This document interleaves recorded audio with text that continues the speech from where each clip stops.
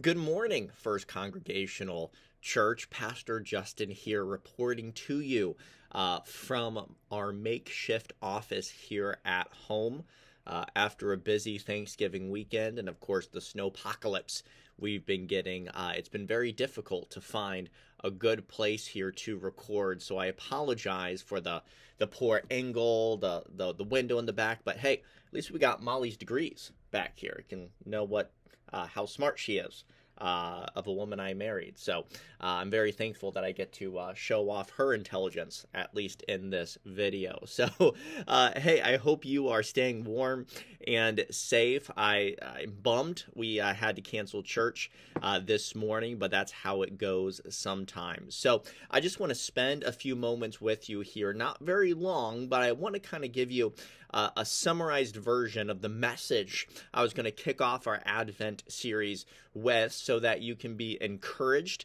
this week and hopefully you can have a good foundation as we continue to launch into Advent, as we prep our souls to reflect on the incarnation of the Son of God, on the coming of the promised Messiah, Jesus the Christ. So this Advent series is titled Christ is Coming. And in fact, this first Sunday of Advent was designed with the theme of hope. So in other words, the idea that hope is always present in the believer because of Christ. That in the Old Testament, the people of God were looking forward to the coming of the Messiah. Therefore, they had hope. For the church, the people of God in the New Testament, we have hope because we can look back on the coming of the Messiah while also looking forward to the second coming of Christ. So with all the comings of Christ, whether looking forward to the first or looking forward to the second, it gives the people of God hope. And what I want to do with this sermon series is I just want to enrich our understanding of Christmas, of that first coming of Christ, by traveling through some Old Testament prophecies and passages that shed light on what this Christ would be doing and what he would accomplish. Some things I will cover will probably be aspects you already know. Obviously, Christ came to save his people from their sins, right? So we'll cover some aspects there. But there also might be some lesser-known prophecies or lesser-known ideas that, when properly understood, will help the church understand what Christ is doing now, that he has already come and accomplished his mission in his first coming to this world. So that's kind of the landscape here, the schematic we're going to have. Each week we're going to primarily be in the Old Testament with maybe some additional help, I should say, from the New Testament. But hopefully understanding what the Old Testament expectation was for this Christ will help us better appreciate and enjoy what Christ accomplished on our behalf. So I want to begin this morning by going to Genesis chapter 3, verse 15. You should be familiar with this text. It's called the first gospel, as this is the first explanation, the first hint, the first prophecy of what a promised Messiah would accomplish. Let's go to Genesis chapter 3, verse 15. If you have your Bibles with you, it will not be on the screen because, frankly, I don't feel like putting in the time to edit this video to make it look super cute and put it on the screen. So grab your Bibles. We'll do this the old school way. Genesis chapter 3, verse 15. Listen closely here. We're in the midst of the curses. So Adam and Eve have already sinned against God. God has cursed the woman.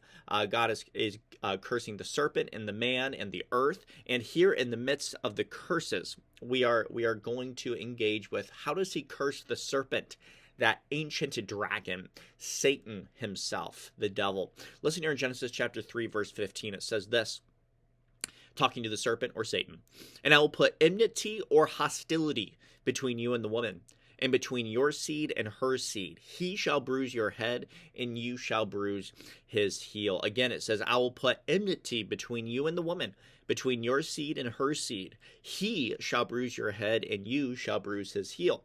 You've heard me explain this a number of times, but just very briefly, this prophecy, this curse is exceptionally fatal to the devil and the serpent, because it's not just causing him harm, it's promising his fatality. It's promising his final defeat. Notice, it says there will be hostility, serpent or Satan, between you and the woman. Not just Eve, but humanity in general. There will be hostility, there will be enmity. And then there will be even more hostility, or at least a tangible hostility, between your offspring, Satan, and the woman's offspring. And then finally, this seed, or this offspring from the woman, will bruise your head, while you will bruise that offspring's heel. When you think of what this is being saying, basically it's saying there's going to be hostility and enmity between Satan and the people of God. Or another way we could say it is the offspring of the devil, the people of the world, the people of sin, the people of the devil, and the people of Christ, right? The people of God. There'll be hostility, and there will eventually arise a seed or an offspring that will bruise Satan's head. Another translation is crush Satan's head. Whenever you think of an injury on your body, you have two injuries here, a head and a heel. Would you rather get an injury on your heel or your head? Obviously the heel. You know, you can bounce back. When you get a bruise on your heel, it's much harder to bounce back when you get a bruise on your head. Or a better way to translate it, maybe not a better way to translate it, but another way, you can either get your head crushed or your heel crushed. The heel is a temporary injury. Crushing of the head is a fatality. It is a final defeat. So here, God is cursing the devil and prophesying that there will be hostility, and there will eventually be an offspring of the woman, or it will come from humanity, from the people of God, who, Satan, he will crush your head, but Satan, you will also crush or bruise his heel. So this defeat of Satan will come at a cost. It will be harmful. It will be painful. And now, obviously, as Christians, we know this is a clear prophecy of the crucifixion of Jesus Christ. That Jesus Christ is that promised seed, is that promised offspring, that through his death, he has crushed Satan, and that death was temporary because he rose from the dead. So that temporary sacrifice of Christ, that temporary death, I should say, maybe not temporary sacrifice, that temporary death that Christ experienced is that bruised heel, while Satan, having all of his power stripped away from accusing believers because of the cross, he has been crushed. It has a fatality. So this is why this is the first gospel here in Genesis chapter 3. And I bring this up because this, Genesis 3:15, should be the paradigm, the mold we read the Bible through. In other words, the people of God have been expecting this promised seed ever since the beginning. I remember when I was a little kid, I loved to do those little activity books where it presented 2 pages that looked exactly the same, but it challenged you to find something like 5 differences between the 2 pictures. And I loved the intellectual challenge of this because I started to pay attention to every detail. A quick glance made it seem like they were exactly the same. But then when I knew there were differences, I started to pay attention to every little detail. Suddenly, the color of the person's hat I paid attention to. How many objects were in the background of the photo I paid attention to. Were there any unique things in the sky? What was the color of everything? Suddenly, every detail had meaning because I knew there were differences. And I enjoyed this because at first glance, the details didn't matter. But upon realizing every detail mattered, it allowed me to appreciate and dive in deeper. In other words, to pay attention to every little thing in that picture. So too with the Bible. There are things we tend to overlook. But we know that all Scripture is inspired by God, that every detail matters. And if we just skip over the little details, we might miss some meaning. And here's what I'm getting at, is that oftentimes when we read our Bibles, there are certain parts that we find boring and that we tend to overlook. One of those is the genealogies. Have you noticed that the Bible is obsessed with genealogies? Genesis, like almost the first 12 chapters, you get lots of genealogies. In Matthew and Luke, it begins with genealogies. In Kings and Chronicles, you get all this work done about who was the son of who and who was the grandson of who, and you get this real emphasis on genealogies. And at first we may say this is a meaningless detail and just overlook it. Let's get to the important parts.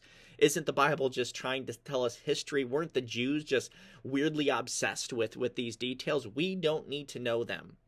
But if we recognize every detail has value and we hone in, suddenly we realize those genealogies matter. Why?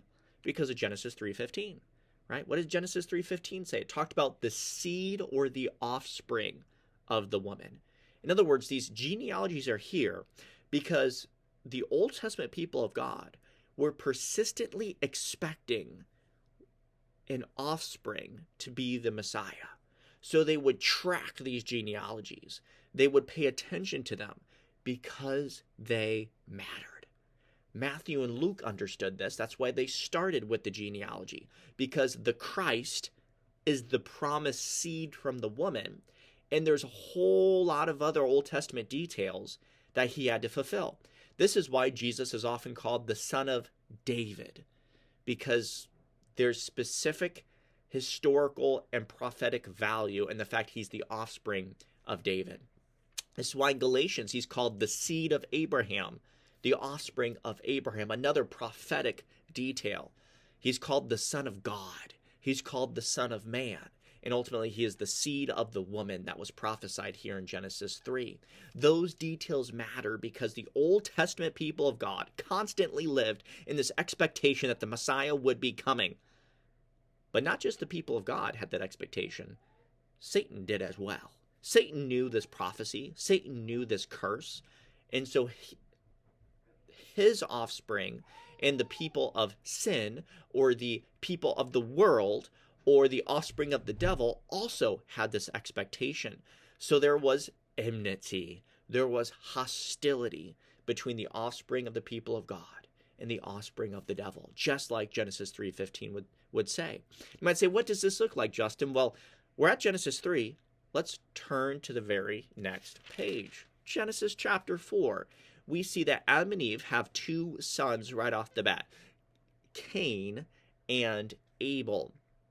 And now these names are etched into human history for a very specific reason. Cain and Abel are famous because it's the first murder that occurred, right? You have Abel bringing a sacrifice to God. You have Cain bringing a sacrifice to God. Cain did not bring the first fruits or the best. Abel brought the best of his flock. God accepted Abel's sacrifice. God rejected Cain's sacrifice. So what did Cain do? Cain murdered his brother Abel. And here we have what's called an archetype. So we already have Genesis 3:15 where there'll be hostility between the offspring of the woman and the offspring of the serpent. And here we see an archetype of that where you have Cain murder Abel.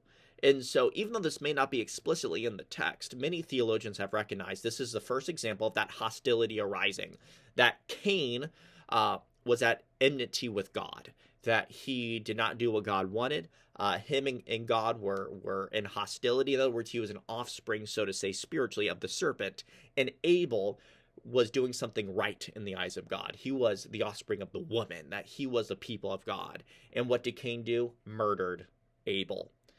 So here we have kind of an archetype of how Satan's going to function, that there's going to be hostility between these two lines, these two groups. And Satan persistently and consistently wants to kill the possible Messiah. He doesn't want this prophecy to come true, so he's murdering Abel in order to hopefully snuff out this seed prophecy right at the start. Now, obviously, this doesn't work. If you actually continue in, Genesis 4, you'll find that example of the murder. If you go to the very last verse of Genesis chapter 4, verse 25, it says this. So Abel's dead. Cain, I believe, has been cursed at this point. So that's another detail as well. The curse of Cain, the serpent was cursed. Cain was cursed. The righteous offspring of the woman was murdered after bringing an acceptable sacrifice to God. There we have an archetype of how Satan's going to function with Christ. Christ is going to be murdered while presenting an acceptable sacrifice to God. And of course, Satan's cursed and destroyed because of it. But here in Genesis chapter 4, verse 25, it says this: "And Adam knew his wife again, and she bore a son and named him Seth. For God has appointed another seed for me instead of Abel, whom Cain killed." So here we have Eve and Adam basically saying we have another son. We're going to name him Seth because we have another seed.